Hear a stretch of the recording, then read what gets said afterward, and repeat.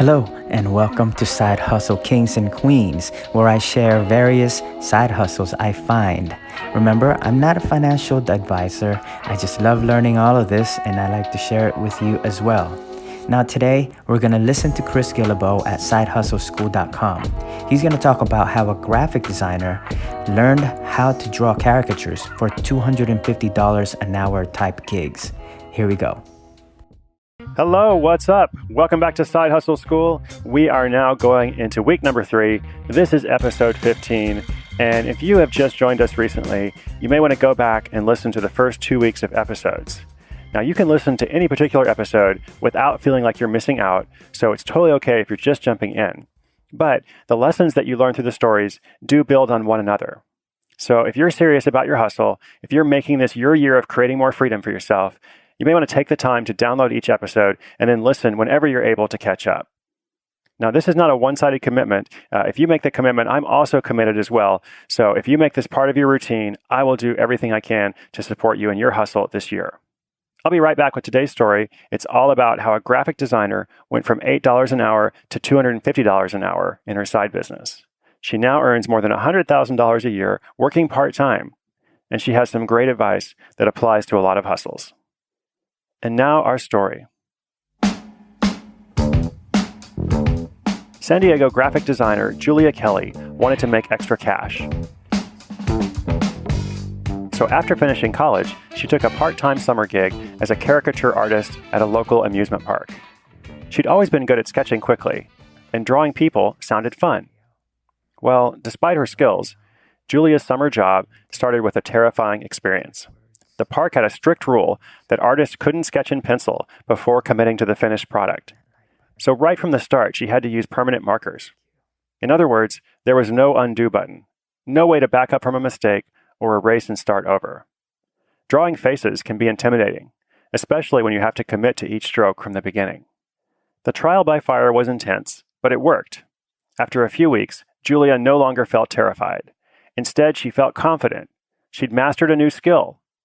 She was rewarded with the smiles of happy children, as well as their parents, who went away with a fun drawing to place in their refrigerator or maybe even frame on the wall. There was just one problem. The job paid only minimum wage, so most of her rewards consisted of those smiles. Happy faces are nice, but you can't deposit them in your checking account. Once the summer ended, Julia wanted to keep drawing portraits, but naturally, she also wanted to make more money. That's when it hit her. Maybe she could sell her services on her own somehow. She wrote to every school in the area asking if they'd consider hiring her for their next event. After her fourth pitch, someone replied to say they had something coming up the same week. Could she bring her stash of markers and work for a few hours? Indeed, she could. That event led to another, then another, and before long, she was charging $100 an hour for corporate events, a rate far higher than what she'd earned at the amusement park. That was a tremendous success on its own, but Julia wasn't finished. She had one more big idea that would catapult her earnings even higher. With more experience, she had learned how to draw digital caricatures, a new form of media that hadn't been widely seen before. Instead of using markers, Julia used a tablet computer. When she finished the drawing, she could print it out and email the image to the person, who often posted it on Facebook for all of their friends to see.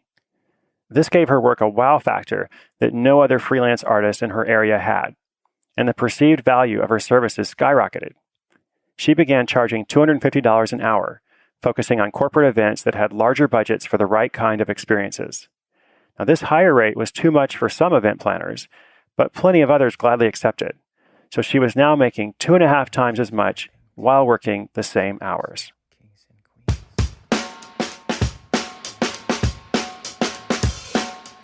So what can we learn from Julia's story? Well, first, a big part of the success came from putting a new twist on an old media. Caricature art has been around for a while, but this shift to digital was new and fresh. Nobody else was doing it in her area. And as I mentioned, this allowed her to stand out and charge a much higher price than everyone else. Next, Julia chose to price based on value, based on the value that she was bringing to those event planners, to those corporations who brought her in. And Julia said that when she first raised her rate to $250 an hour, she said she would tell people the rate over the phone, then she would wince and hold her breath for their reaction, but nothing terrible ever happened. And remember, she wasn't selling directly to people who paid for portraits.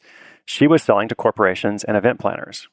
I actually think it would have been a mistake to charge less than that $100 an hour rate she started with, because that's what other people in the area were charging. So underpricing can sometimes be a good initial strategy, but it's usually better to focus on value, just like Julia did.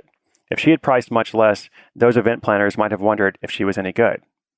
And the last words of wisdom come directly from Julia herself. Remember how she was terrified to start? She talks about how she got used to being uncomfortable.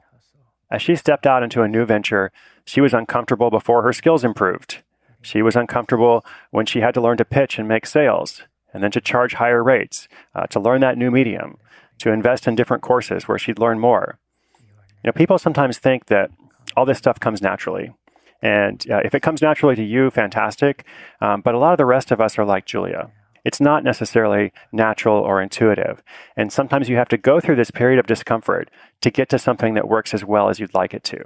But if you can embrace the uncomfortable and keep moving forward, then it's kind of like learning a language or learning to cook or any other skill.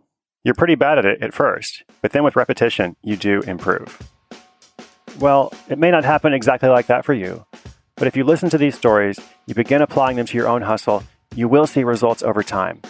Remember, inspiration is good, but inspiration combined with action is so much better. So, what did you guys think about today's episode? Drop me a comment below just to see what you guys thought about it. And please help me grow my channel by smashing that like button and subscribing or commenting anything at all. And always be kind to one another, no matter where you're from and what race. Bye, guys.